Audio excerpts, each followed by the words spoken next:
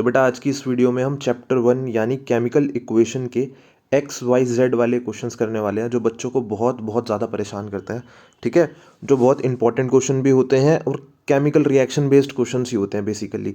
वो आपको x Y Z value दे देगा, वो बोलेगा कि आप एक्स वाई जेड बता दो या पी क्यू बता दो, ठीक है, एम एन बता दो। इस तरीके से एक क्वेश्चन देता है, लॉन्ग फॉर्म में देता है क्वेश्चंस को। ठीक है, और वहाँ से आपको पता लगाना होता है कि वो एक्स वाई जेड है क्या। वो हिंट्स आपको क्वेश्चंस में गिवन होते हैं। ठीक है, तो हम इस वीडियो में 10 से 11 क्वेश्चंस करेंगे और एकदम बढ़िया क्वेश्चंस करेंगे जो पेपर में आए हुए हैं और जो बहुत इंपॉर्टेंट है। तो अभी हम सिर्फ चैप्टर 1 के ऐसे एक्स वाई जेड वाले क्वेश्चन कर रहे हैं। तो ऐसे ही मैं 3-4 वीडियोस और लाऊंगा जिसमें हम सेकंड चैप्टर के करेंगे, थर्ड चैप्टर के करेंगे और फोर्थ चैप्टर के करेंगे। ठीक है, एक्स वाई जेड वाले क्वेश्चन। तो अभी हम चैप्टर 1 के देख लेते हैं। चलो स्टार्ट करते हैं इस वीडियो को। देखो, पहला क्वेश्चन ये रहा भाई आपकी स्क्रीन के ऊपर। इसको एक बार रीड करो, रीड करना बहुत ज़रूरी है, उसके बाद देखना कि मैं कैसे करता हूँ इस क्वेश्चन को। ठीक है, चलो। इन्होंने बोला है कि a compound x is use for drinking, यानी कि कंपाउंड है एक्स जिसको हम पीने के लिए यूज़ करते हैं, उसका पीएच 7 है। तो मेरे को तो यहीं से समझ में आ गया कि ये जो एक्स कंपाउंड है जो पीने के लिए यूज़ होता है और जो इसका पीएच 7 है, इसका मतलब ये जो एक्स होगा वो क्या होगा बेटा? जो एक्स होगा वो तो वाटर ही होगा ना, क्योंकि पानी जो होता है पीने के लिए भी यूज़ होता है और आपको पता होगा कि इसका जो पीएच है वो 7 होता है, यानी कि पानी जो है न्यूट्रल होता है। तो एक्स की वैल्यू तो हमें पता चल गई। ठीक है, एक्स क्या है? वाटर, जल, H2O, पानी। उसके आगे क्या बोला?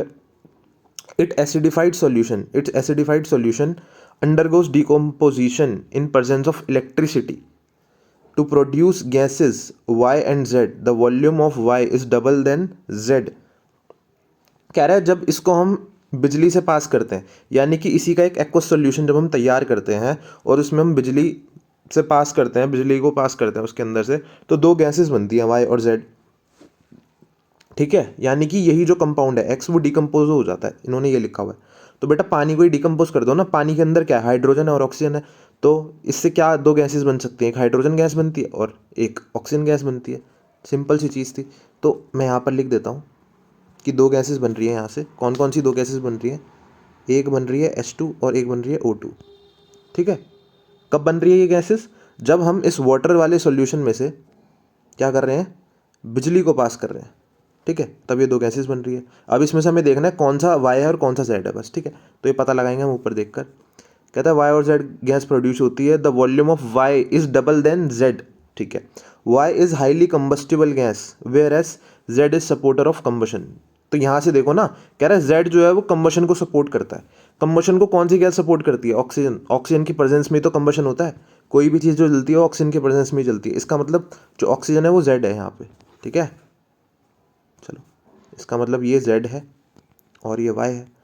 और क्या पूछा था आपसे? एक्स वाई जेड ही तो पूछा था, बस सिंपल है। ठीक है, तो आप लिख देना। देखो इसका मैंने सॉल्यूशन भी दे रखा है नेक्स्ट पेज पे। हर क्वेश्चन के बाद मैंने उसका सॉल्यूशन उसके अगले पेज पे दे रखा है। ठीक है ना, मैं आपको सॉल्यूशन खुद से भी बताऊंगा और मैंने प्रोवाइड भी कर रखा है। ठीक है, तो यही चीज़ तो मैंने आपको बताई थी। क्या बताया था मैंने आपको बोला था कि भाई जो वाटर है, वो ब्रेक डाउन होगा किस में? H2 में और O2 में। हिंट सारे के सारे क्वेश्चन में दे ही रखे थे, है ना। पीएच 7 था इसका, दो गैसेस में ब्रेक होगा। एक जो गैस है वो कंबशन को सपोर्ट करती है, उसको Z कहा गया है, तो इसका मतलब ये Z है, ये Y है और ये X है। इसको बैलेंस करना है तो आप यहाँ पे 2 लगा दो, इक्वेशन बैलेंस हो जाएगी। ठीक है, तो बस एक्स वाई जेड की वैल्यू बतानी थी। एक्स वाई जेड, एक्स है वाटर, Y है H2 और Z है O2। ठीक है, चलो देखो अगला क्वेश्चन। कह रहा है an aqueous solution of metal nitrate P।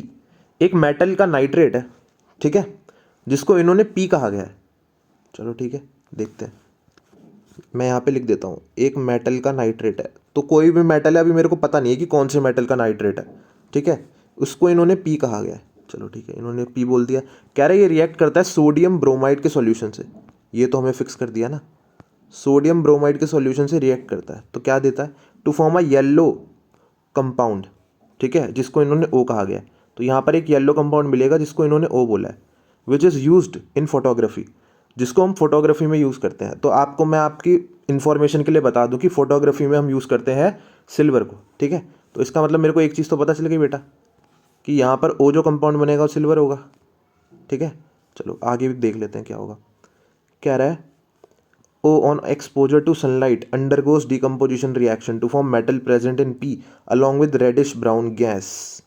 ठीक है, कह रहा है जब हम इस O को यानी कि इस O को सनलाइट देते हैं तो ये डिकम्पोजिशन रिएक्शन शो करता है, ठीक है ना। अच्छा ठीक है, अच्छा वैसे यहाँ पर जो है ना AgBr बनता है, हाँ जो हम फोटोग्राफी में यूज़ करते हैं वो हम यूज़ करते हैं AgBr यानी कि सिल्वर ब्रोमाइड यूज़ करते हैं, ठीक है। चलो कह रहा है जब हम इसको सनलाइट से पास करते हैं तो हमें मेटल मिल जाता है जो कि इसमें प्रेजेंट है along with the reddish brown gas. Identify PNO, write the chemical reaction and the type of chemical reaction. ये सब चीज़ें आपको बेसिकली बतानी है। चलो देखते हैं बेटा। अब मैंने इसको उठाया और सनलाइट से रिएक्ट कराया, ठीक है, देखते जाना। इसको उठाया, AgBr यहाँ रखा, इसको मैंने सनलाइट से रिएक्ट करवाया, तो ये कह रहा है कि यहाँ पर क्या बनता है, हमें एक मेटल मिल जाता है, ठीक है, और एक रेडिश ब्राउन गैस मिल जाती है। और वो जो मेटल मिलता है ना वो वही मेटल होता है जो इसके अंदर प्रेजेंट है। चलो तो आपको दिख नहीं रहा क्या कि जब आप इसका डिकम्पोजिशन करोगे तो क्या मिलेगा आपको, आपको मिलेगा Ag और Br2 गैस। और आपकी इन्फॉर्मेशन के लिए बता दूं कि जो Br2 गैस होती है वो ब्राउन कलर की ही होती है। रेडिश ब्राउन कलर की जो गैस के बारे में बात कर रहा है वो ब्रोमीन ही है, ठीक है। तो ब्रोमीन गैस कैसी होती है यहाँ पे लिख लेना, ये पूछा नहीं जाएगा, बस मैं आपको बता रहा हूँ। ये रेडिश ब्राउन कलर की होती है। और ये जो मेटल मिला है ये कौन सा मेटल है जो इस कंपाउंड में प्रेजेंट है, ये वही मेटल है जो इस मेटल नाइट्रेट में प्रेजेंट है। तो आपको पता चलेगा कि यहाँ पे M की वैल्यू क्या है, यहाँ पर M की वैल्यू है Ag, ठीक है, लिख देते हैं यहाँ पे। बस अब आपसे क्या पूछा था, आपसे पूछा था P और O और केमिकल रिएक्शन बतानी थी और टाइप ऑफ केमिकल रिएक्शन बतानी थी। चलो P क्या है, P है silver nitrate, silver nitrate. O क्या है, सिल्वर ब्रोमाइड यानी कि AgBr, ठीक है। तो बस सिंपल था ये तो। अब इसका सॉल्यूशन भी देख लो एक बार बेटा, ये सॉल्यूशन मैंने दे रखा है, ठीक है। अच्छा यहाँ पर ये Q बना दिया इन्होंने, O है, O बोला था ना इन्होंने, ये O है। और रिएक्शन यही थी जो मैंने यहाँ पे बताई आपको। ये रिएक्शन आपको लिखनी थी, कौन सी वाली, ये वाली लिख दी। इसको बैलेंस फॉर्म में लिखना है। बैलेंस फॉर्म में कैसे लिखोगे, यहाँ पे Ag एक है, यहाँ पे भी एक है, ठीक है। यहाँ पे Br एक है लेकिन यहाँ तो दो है ना, तो यहाँ पर दो बनाना पड़ेगा। तो मैं क्या करूँ, 2 लगा दूँ यहाँ पे, कहाँ पे, यहाँ पे। तो अगर मैंने यहाँ 2 लगाया तो यहाँ भी 2 लगाना पड़ेगा। बस हो गई केमिकल रिएक्शन, ये लो, ठीक है। ये बता रखी है मैंने यहाँ पे, कोई दिक्कत, सॉल्यूशन दे रखा है पूरा, ठीक है। इसको O कर लेना बस। चलो अगले क्वेश्चन पर आते हैं फटाफट से। भावना 2 का pale green substance A in a test tube, ठीक है। एक पेल ग्रीन सब्सटेंस को लेती है वो टेस्ट ट्यूब में, ठीक है। अच्छा, and heated it over flame of burner, ठीक है। तो ग्रीन कलर का सब्सटेंस कौन सा होता है, पहले तो आपको ये पता होना चाहिए, तो मैं आपको बता देता हूँ, ठीक है, कि ग्रीन कलर का जो सब्सटेंस होता है वो होता है आयरन सल्फेट या फेरस सल्फेट। चलो तो आपको पता चल गया कि जो ए कंपाउंड था वो फेरस सल्फेट ही था। इसने यही बोला बेटा, मैं आपको बता देता हूँ, इसने बोला है कि इसने एक टेस्ट ट्यूब ली है, उसके अंदर इसने एक पेल ग्रीन सब्सटेंस को क्या किया है, लिया है। इसके अंदर जो सब्सटेंस है वो ए है और वो ग्रीन कलर का है। ग्रीन कलर का क्या होता है, ग्रीन कलर का सिर्फ आयरन सल्फेट ही होता है या फेरस सल्फेट होता है, ठीक है। And heated it over flame with a burner, ठीक है। इसको ये हीट करती है, एक मिनट, इसी को इसने हीट किया है, ठीक है। अगर मैं इसको हीट करता हूँ तो क्या होता है, a brown coloured residue B was formed along with the evolution of two gases with burning smell of sulfur, है ना। ये 2 गैसेस निकलती हैं जो कि सल्फर जैसी स्मेल करती हैं और एक ब्राउन कलर का रेजिड्यू भी निकलता है, ठीक है। तो क्या है, तो आपको एक रिएक्शन याद नहीं आ रही, डिकम्पोजिशन रिएक्शन जो इसी की होती है। 3 चीज़ें बनती हैं, कौन कौन सी बनती है, एक बनता है आयरन ऑक्साइड, एक बनती है सल्फर डाइऑक्साइड और एक बनता है सल्फर ट्राइऑक्साइड। ये दोनों की दोनों गैसेज हैं और सल्फर की तरह स्मेल भी कर रही हैं। और ये जो कंपाउंड B है ये कौन से कलर का होता है, ब्राउन कलर का होता है, B से ब्राउन कलर। तो बस केमिकल रिएक्शन लिखनी थी और A और B बताना था, तो आपको A बता दिया मैंने, फेरस सल्फेट, B बता दिया फेरस ऑक्साइड। सिंपल है, ब्राउन कलर का होता है, हीट करने पर डिकम्पोज हो जाता है। ये पूरा का पूरा कंपाउंड 3 हिस्सों में टूट जाता है, ठीक है। एक ferrous oxide, sulphur dioxide, sulphur trioxide, ठीक है। चलो सॉल्यूशन ये रहा, देख लेना एक बार। A student took 2-3 gram of substance X in a glass beaker and poured water over it slowly. ठीक है, कह रहे कि भाई एक बीकर लेते हैं, उसके अंदर हम एक सब्सटेंस लेते हैं एक्स, इसके ऊपर डाल रहे हैं, जो सब्सटेंस डाल रहे हैं वो एक्स है। ठीक है, चलो यहाँ से हटा देते हैं फिर। ठीक है, एक्स हमने इसके ऊपर डाल दिया, कह रहे हैं उसके ऊपर फिर से हमने क्या डाला, उसके ऊपर हमने फिर से पानी डाला।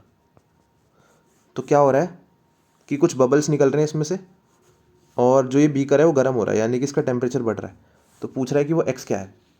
बेटा मैं आपको बता दूं कि ऐसा आपने एक रिएक्शन देखी होगी कि जब हम कैल्शियम ऑक्साइड को वाटर से रिएक्ट कराते हैं तो बनता है कैल्शियम हाइड्रोक्साइड, आपको पता है ना, कैल्शियम हाइड्रोक्साइड बनता है।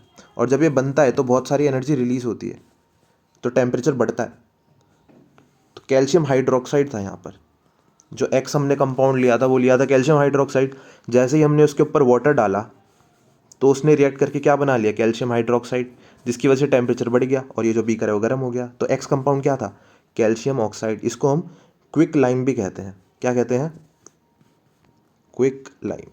ठीक है, तो बस एक्स बताना था, तो वो था CaO, और टाइप ऑफ रिएक्शन बतानी थी।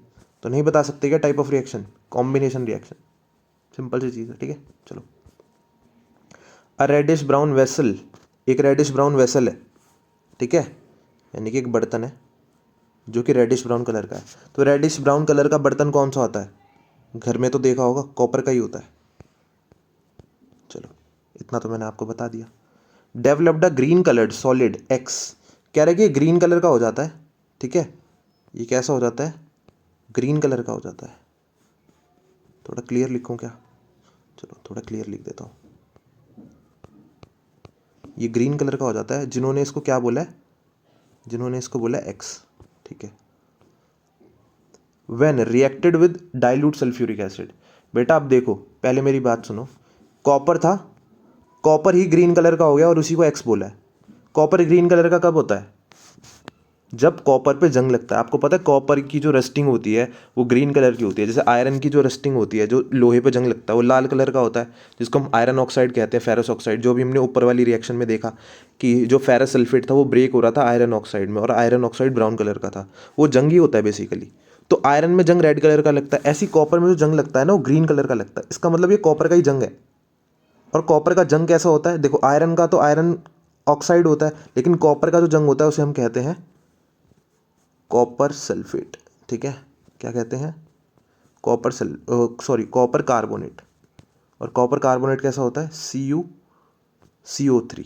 ठीक है, कॉपर का कार्बोनेट ही जो होता है वही ग्रीन कलर का होता है, वही उसका जंग होता है। तो ये जो एक्स होगा वो क्या होगा, कॉपर कार्बोनेट होगा। ठीक है, अच्छा कह रहा है जब ये कॉपर कार्बोनेट H2SO4 के साथ रिएक्ट करता है तो एक ब्लू कलर का सॉल्यूशन बनता है।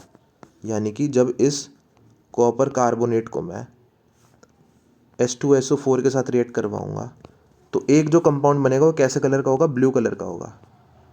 और आपको पता नहीं है क्या कि कॉपर की एक ऐसा सॉल्यूशन होता है जो ब्लू कलर का होता है, वो होता है कॉपर सल्फेट। तो इसका मतलब यहाँ पर जो कंपाउंड बनेगा वो बनेगा copper sulphate.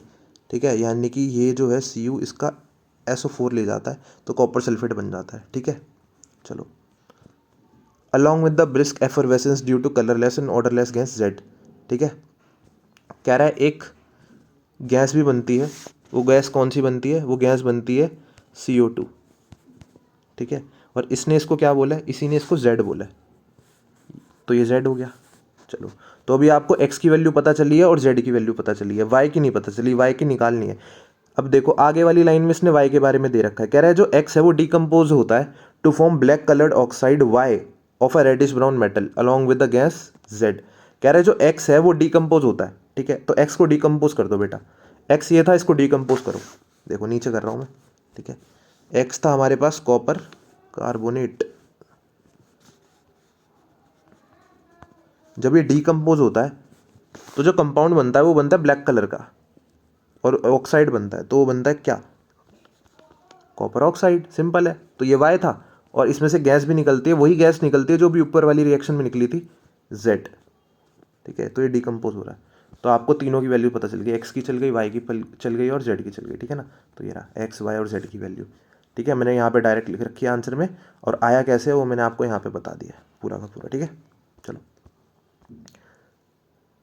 A substance X used for coating iron article, ठीक है, is added to a blue solution of reddish brown metal. फिर से वही चीज़, रेडिश ब्राउन एक मेटल है, ठीक है, रेडिश ब्राउन मेटल जो है वो वाई है। इन्होंने क्या बोला, इन्होंने बोला, यहाँ पे मैं लिख देता हूँ, ये जो वाई है ना वो क्या है, एक रेडिश ब्राउन मेटल है। तो कौन सा होता है रेडिश ब्राउन मेटल, अभी ऊपर ही तो देखा बेटा, कॉपर ही तो होता है रेडिश ब्राउन मेटल। और उसका ब्लू सॉल्यूशन कौन सा होता है बताओगे एक बार, कॉपर सल्फेट। अभी तो पढ़ा हमने कि जो कॉपर सल्फेट होता है वो ब्लू कलर का होता है, लेकिन जो आयरन सल्फेट होता है वो ग्रीन कलर का होता है, ठीक है।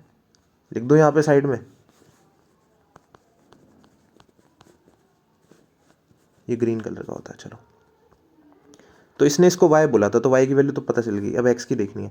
The colour of the solution gets discharged, कह रहा है जो सॉल्यूशन का कलर है वो क्या हो जाता है, डिस्चार्ज हो जाता है, ठीक है ना।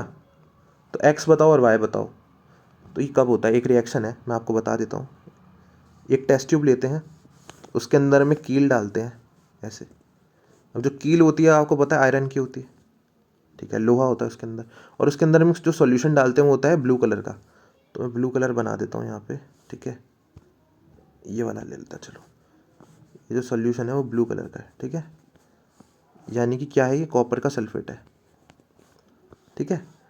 और ये जो कॉपर सल्फेट है वो किससे बनता है, वो कॉपर से ही बनता है, कॉपर से ही बनता है, ठीक है। तो उस रिएक्शन में होता क्या है कि जो कॉपर है ना धीरे धीरे इस कील के ऊपर जाके जमने लगता है, और जो यहाँ से आयरन है, आयरन का जो जंग है वो धीरे धीरे इसके अंदर घुलने लगता है। आयरन आयरन इस सॉल्यूशन में आने लगता है, और जो कॉपर है वो इस कील के ऊपर इकट्ठा होने लगता है, जिसकी वजह से सॉल्यूशन का कलर बदल जाता है, ठीक है। तो यहाँ पर y तो हमें पता चल गया था कॉपर है, तो x क्या था, x आयरन ही था बेटा। ये देखा ना, एक कील डाली ना अपने इस सॉल्यूशन के अंदर, तो x आयरन था और कॉपर y था, ठीक है। और इसमें हमसे पूछ रहा था कि कौन से टाइप की रिएक्शन है, तो डिस्प्लेसमेंट रिएक्शन है ये, ठीक है, क्योंकि कॉपर सल्फेट में से क्या हो रहा है, डिस्प्लेस हो रहा है, ठीक है, कॉपर और आयरन जाके जुड़ रहा है। रिएक्शन भी बता देता हूँ, देखो कैसे होती है रिएक्शन। ये था आयरन, यहाँ पर था कॉपर सल्फेट। अब क्या होता है कि ये जो आयरन है वो इधर आ जाता है, इसको डिस्प्लेस कर देता है, क्योंकि कॉपर जो है वो थोड़ा वीक है और आयरन जो है वो स्ट्रॉन्ग है। तो यहाँ पे बन जाता है आयरन का सल्फेट और कॉपर निकल जाता है बाहर, तो डिस्प्लेस हो गया ना, इसीलिए इसको कहते हैं डिस्प्लेसमेंट रिएक्शन, ठीक है, समझ गए। तो बस यही तुमसे पूछ रहा था। तो ये x है और ये y है। चलो, a student has mix the solution of lead nitrate and potassium iodide, ठीक है, कह रहे लेड नाइट्रेट का सॉल्यूशन और पोटेशियम आयोडाइड का सॉल्यूशन एक बच्चा मिक्स कर देता है। तो लेड नाइट्रेट बना देते हैं बेटा, लेड नाइट्रेट। अब ये फॉर्मूला कैसे बनाया मैंने, देख लो एक बार फटाफट। तो कह रहा है जो लेड है वो आपको वो वाला लेना है जिसकी वैलेंसी 2 है, यहाँ पे लिखा भी हुआ है, यानी कि इसकी वैलेंसी 2 है। और नाइट्रेट की कितनी होती है, नाइट्रेट की 1 ही होती है। तो क्रॉस कर दो ऐसे, तो क्रॉस कर दोगे तो क्या बनेगा, PbNO3 होल ट्वाइस, ठीक है, क्योंकि जो नाइट्रेट होता है वो ये होता है। तो इसकी +1 इसकी -1, और प्लस और माइनस का साइन हम लेते नहीं है। चलो, तो लेड नाइट्रेट का सॉल्यूशन उसने मिक्स किया है पोटेशियम आयोडाइड के साथ, तो क्या बनेगा, तो जो कंपाउंड बनेगा वो आपको बताना है, ठीक है ना। देखो यहाँ पे लिखा है, क्वेश्चन पढ़ लो, what was the colour of the precipitate formed. तो it is a precipitation reaction. सबसे पहले तो ये पता होना चाहिए कि यहाँ पर ये जो मैं रिएक्शन कर रहा हूँ, जो आगे अब पूरी करूँगा, वो एक प्रेसिपिटेशन रिएक्शन है। तो एक प्रेसिपिटेट बनेगा जो कि कैसे कलर का होगा वो बताना है हमें, और क्या बनेगा वो बताना है, उस कंपाउंड का नाम बताना है, ठीक है। उसके बाद इस रिएक्शन को बैलेंस करना है, और एक किस टाइप की रिएक्शन है वो बताना है। तो किस टाइप की है वो तो मैंने पहले ही बता दिया, it is a precipitated reaction या प्रेसिपिटेशन रिएक्शन, ठीक है। अब बैलेंस करना है और देखना है कौन सा पीपीटी बनता है, उसका नाम रखना है। चलो देखो, मैं आपको बता देता हूँ कि क्या बनता है इसमें, ग्रीन कलर से लिखता है। चलो, यहाँ पे बनता है लेड आयोडाइड और बाहर निकलता है KNO3, ठीक है। यहाँ पर जो ये होता है ना लेड आयोडाइड, ये होता है येलो कलर का, और ये क्या है, एक प्रेसिपिटेशन है, पीपीटी है, ठीक है। तो बस आपको यही बताना था और बैलेंस करना था। तो ये पहले से ही बैलेंस है, हर चीज़ इसमें बैलेंस है, एक लेड है ठीक है। नहीं बैलेंस नहीं है ये, इसको बैलेंस कर देते हैं। चलो, बड़ी बात है क्या बैलेंस करना? या बैलेंस करने का काम, एक काम करो आप खुद करना, ठीक है ना, कुछ काम तो खुद करो। बैलेंसिंग इसकी बहुत ईजी है, एक बार आप बैलेंस करके देखना इसको, ठीक है। चलो, इसका नाम बताना था, इसका नाम है लेड आयोडाइड, ये है पोटेशियम नाइट्रेट, और ये तो आपको क्वेश्चन में ही बता रखा है, ये बनता है येलो पीपीटी। पीपीटी क्या है? प्रेसिपिटेशन। प्रेसिपिटेशन क्या होता है? झाग सी होती है जो बन जाती है, जो इनसॉल्यूबल होती है, ठीक है ना। ये रहा इसका पूरा आंसर, ठीक है।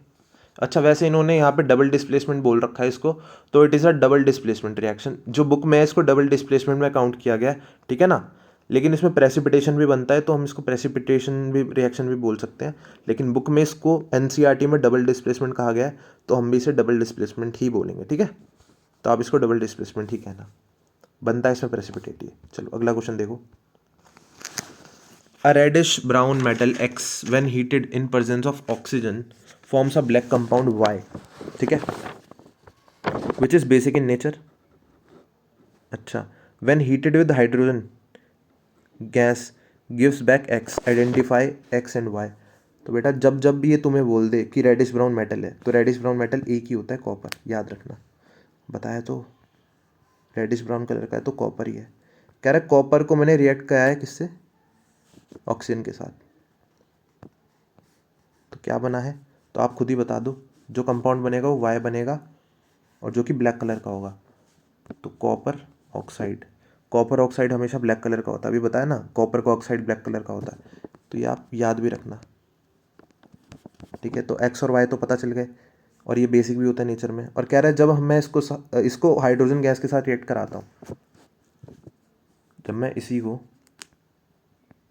हाइड्रोजन गैस के साथ रिएक्ट करवाता हूँ, तो मुझे दोबारा से क्या मिल जाता है? वही मेटल मिल जाता है, एक्स, यानी कि कॉपर। और जो बाहर निकलती है वो निकलती है गैस, जिसको इन्होंने कहा गया है मेरे ख्याल से जेड। पढ़ लेते हैं एक बार। When heated with hydrogen gas gives back X, identify X and Y.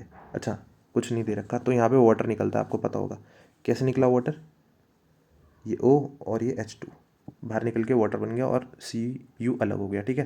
तो x और y बताना था, तो x इज़ कॉपर, तो हमने यहीं बता दिया था, और y इज़ कॉपर ऑक्साइड, ठीक है। अच्छा, ये भी बताना है कि कौन सा ऑक्सीडाइज हुआ है और कौन सा रिड्यूस हुआ है, ठीक है। तो हमें यही वाली रिएक्शन में बताना है कि कौन सा ऑक्सीडाइज हुआ है और कौन सा रिड्यूस हुआ है। तो देखो, इसको मैं दोबारा से नीचे लिख देता हूँ, ठीक है, सेम रिएक्शन लिख रहा हूँ, दोबारा से नीचे रेड से लिखता हूँ, ठीक है।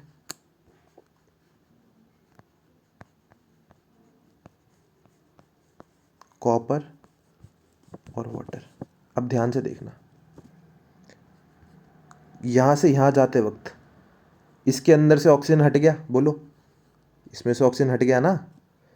कॉपर ऑक्साइड जब यहाँ से यहाँ पर आ रहा है तो ऑक्सीजन हट गया, इसका मतलब ये क्या हुआ है? कॉपर, कॉपर तो रिड्यूस हुआ है, और यहाँ पे हाइड्रोजन यहाँ से यहाँ आते वक्त क्या हो गया? ऑक्सीडाइज हो गया, क्योंकि इसके अंदर ऑक्सीजन जुड़ गया ना यहाँ पे। तो बस यही बात लिखनी थी, सिंपल है, कि यहाँ से यहाँ आते वक्त, यहाँ से यहाँ आते वक्त इसके अंदर तो हुआ है ऑक्सीडेशन, और कॉपर का हुआ है रिडक्शन। तो ये भी आपको बताना है, तो लिखना पड़ेगा, ठीक है। ऑक्सीजन रिएक्ट विद कॉपर, ये तो रिएक्शन बता दी।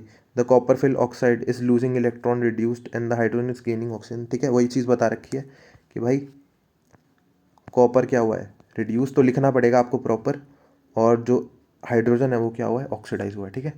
चलो अगला क्वेश्चन इंपॉर्टेंट है, पेपर में बहुत बार पूछा गया है, वैसे इंपॉर्टेंट सारे ही है, लेकिन ये काफ़ी बार पूछा गया है, ठीक है ना, तो ये तो आपको याद ही होना चाहिए डायरेक्ट। क्या है question? A student burnt a metal A found in a form of ribbon. तो रिबन की फॉर्म में कौन सा मेटल पाया जाता है? बस इतना पता होगा तो आप कर दोगे ये क्वेश्चन। तो रिबन की फॉर्म में जो मेटल पाया जाता है वो होता है मैग्नीशियम, ठीक है। यानी कि रिबन की फॉर्म में जो मेटल है ए, वो क्या है? मैग्नीशियम। कह रहा है कि जब हम इस मेटल को बर्न करते हैं, जब हम इस मेटल को बर्न करते हैं, बर्न करने का मतलब ऑक्सीजन के साथ रिएक्ट करवाते हैं, तो जो कंपाउंड बनता है बी, वो कैसा होता है? वो वाइट पाउडर की फॉर्म में होता है, ठीक है। चलो, तो क्या बनेगा? आपको बस इसकी रिएक्शन करनी है। ये मैग्नीशियम और ऑक्सीजन की रिएक्शन है, जो कि हमने अगले चैप्टर में पढ़ी भी है, शायद मेटल एंड नॉन मेटल में पढ़ी है ये रिएक्शन हमने, तो वहीं से ये रिएक्शन ली गई है। तो बनता है मैग्नीशियम ऑक्साइड, MgO बन जाता है। बस बैलेंस करना है अब आपको। बैलेंस कैसे करोगे, देखो यहाँ पर 2 ऑक्सीजन है, यहाँ पर तो एक ही है, तो यहाँ पे मेरे को क्या लगाना पड़ेगा बेटा, यहाँ पे मेरे को 2 लगाना पड़ेगा। अब क्योंकि यहाँ पे मैग्नीशियम भी 2 गए और यहाँ तो 1 है, तो यहाँ पर भी 2 लगा देता हूँ, बोलो। तो यहाँ पे 2 लगा दिया, हो गई बैलेंस रिएक्शन। ए बताना था और बी बताना था तो बता दिया, और बैलेंस केमिकल रिएक्शन लिखनी थी, ये रहा। ठीक है, सॉल्यूशन दे रखा है पूरा प्रॉपर। चलो अगला क्वेश्चन देखो, 2 क्वेश्चन बचे हैं बस। ठीक है, आज स्टूडेंट ड्रॉप्ड फ्यू नीसीज नहीं है, यहाँ पीसीज आएगा, पहले कलेक्ट यहाँ पे करेक्ट कर लेना भाई। ठीक है, इस तरफ ये पीसीज है, मैं लिख नहीं रहा, बस सुन लो, ये पीसीज है ऑफ मार्बल। ठीक है, कह रहा है कि एक स्टूडेंट है जो मार्बल के, यहाँ पे मान लो मार्बल है, ऐसे लिख देता हूँ मैं, मार्बल है, उसके कुछ पीसीस जो है वो डाइल्यूट HCl के साथ रिएक्ट करवा देता है। ठीक है, तो एक गैस इवॉल्व होती है। कौन सी गैस इवॉल्व होगी बताओ, तो गैस इवॉल्व होगी CO2। ठीक है, और इसी गैस को जब हम क्विक लाइम से, नहीं लाइम वाटर से पास करते हैं, इसी गैस को यानी कि CO2 को जब हम लाइम वाटर से पास करते हैं, लाइम वाटर क्या होता है, लाइम वाटर होता है कैल्शियम हाइड्रोक्साइड। एक तो होता है क्विक लाइम होता है CaO, लेकिन जो लाइम वाटर होता है वो होता है CaOH होल ट्वाइस। तो जब हम इसको CO2 से पास करते हैं तो क्या होता है, आपको क्या चेंजेस देखने को मिलेंगे, केमिकल रिएक्शन बतानी है, बस ये बताना है। चलो, तो जब आप कैल्शियम हाइड्रोक्साइड को रिएक्ट करवाओगे कार्बन डाइऑक्साइड से तो बनता है कैल्शियम का कार्बोनेट, और बाहर क्या निकलता है, वाटर। सिंपल है। ठीक है भाई, ये रहा कैल्शियम, ये रहा कार्बन, और ये रहा ऑक्सीजन, और एक ऑक्सीजन इसमें से और आ जाता है, यहाँ पे जुड़ जाता है, तो बन जाता है कैल्शियम कार्बोनेट। और फिर यहाँ पे 2 H तो बच ही गए, और अब एक ऑक्सीजन एक बचा है, पहले 2 थे ना यहाँ पे, एक तो इसके साथ चले गया था, अब एक बचा है, तो H2O बन के बाहर निकल जाता है। ठीक है, लास्ट क्वेश्चन आपकी स्क्रीन के ऊपर ये रहा, कह रहा है आस्था कॉइन्स कलेक्ट करती है सिल्वर और कॉर्नर नहीं है बेटा, कॉपर है यहाँ पे। ठीक है, ये कॉपर है, जहाँ जहाँ पे भी कॉर्नर लिखा है ना वहाँ कॉपर कर लो, ये कॉपर है। ठीक है, हाँ चलो देखो, सिल्वर के कॉइन है और कॉपर के कॉइन है, सिल्वर के हैं और कॉपर के हैं। ठीक है, ब्लैक कोटिंग होती है सिल्वर पे, इस पे हो जाती है आपकी ब्लैक कोटिंग, और कॉपर पे हो जाती है ग्रीन कोटिंग, यानी कि जंग लग गया। सिक्के थे मेरे पास, कुछ चांदी के सिक्के थे और कुछ मेरे पास कॉपर के सिक्के थे, दोनों के ऊपर जंग लग गया। ठीक है, तो जो सिल्वर पे जंग लगा है वो काले कलर का लगा है, यानी कि ब्लैक कलर का लगा है, और जो कॉपर पे जिंक लगा है वो ग्रीन कलर का लगा है। ठीक है, तो आपको ये बताना है कि भाई ये हुआ कैसे, किस चीज़ की वजह से हुआ है। ठीक है, केमिकल का नाम लिखना है, ब्लैक और ग्रीन केमिकल का। तो देखते हैं, चलो मैंने आपको बताई थी एक बात कि जो कॉपर का जंग होता है,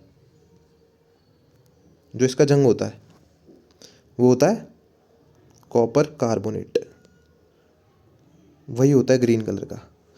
ठीक है, लेकिन जो कॉपर ऑक्साइड होता है वो कॉपर का ऑक्साइड है, वो ब्लैक कलर का है, लेकिन ये जंग नहीं होता। ठीक है, चलो इसका जंग कैसे होता है, इस पर सल्फर का जंग लगता है, Ag2S। ठीक है, समझ गए। चलो यही बताना था। तो कोरोजन की वजह से होता है, ब्लैक कोटिंग आती है Ag2S की वजह से, ग्रीन कोटिंग आती है कॉपर कार्बोनेट की वजह से। ठीक है, चलो, और कॉपर हाइड्रोक्साइड की वजह से। बस, तो आज की वीडियो यहीं ख़त्म होती है। आई होप कि आपको सभी क्वेश्चन समझ में आए होंगे, नहीं आए होंगे तो उन्हें बार बार रिपीट करके देखना। बहुत इंपॉर्टेंट क्वेश्चन है, XYZ वाला टाइप था ये क्वेश्चंस का। ठीक है, अगली वीडियो में चैप्टर 2 के क्वेश्चंस लेकर आऊँगा, फिर मैं चैप्टर 3 के और फिर चैप्टर 4 के। ठीक है, एक साथ करवाने से बेटर है कि इंडिविजुअल करवाता रहूँ, उससे आपको भी ऐसा फील नहीं होगा कि बहुत ज़्यादा प्रेशर है, बहुत ज़्यादा लोड है। एक साथ मैंने 50-60 क्वेश्चन करा दिए है ना, तो 10-15 क्वेश्चन कराऊंगा तो जल्दी कवर हो जाएगा। ठीक है।